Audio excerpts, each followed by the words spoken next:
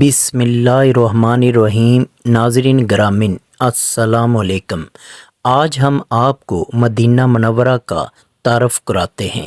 مکہ مکرمہ سے تقریباً 320 کلومیٹر کے فاصلہ پر مدینہ منورہ واقع ہے، جہاں مکہ مکرمہ سے ہجرت فرما کر حضور اقدس صلی اللہ علیہ وسلم تشریف لائے اور 10 برس تک مقیم رہ کر اسلام کی تبلیغ فرماتے رہے، اور اسی شہر میں آپ کا مزار مقدس واقع ہے، جو مسجد نبوی کے اندر گنبد خضرا کے نام سے مشہور ہے۔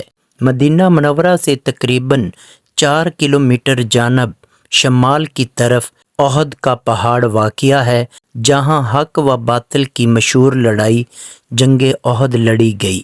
اسی پہاڑ کے دامن میں حضور اقدس صلی اللہ علیہ وسلم کے چچا حضرت سیدنا امیر حمزہ رضی اللہ تعالیٰ عنہ کا مزار مبارک ہے، جو جنگ احد میں شہید ہوئے تھے۔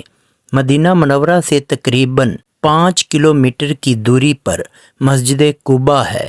یہاں وہ مقدس مقام ہے جہاں ہجرت کے بعد حضور اقدس صلی اللہ علیہ وسلم نے قیام فرمایا اور اپنے دست مبارک سے اس مسجد کو تعمیر فرمایا۔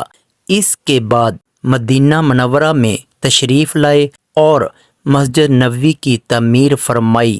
مدینہ منورہ کی بندرگاہ ینبع ہے، جو مدینہ منورہ سے 117 کلومیٹر کے فاصلہ پر بحیرہ کلزم کے ساحل پر واقع ہے۔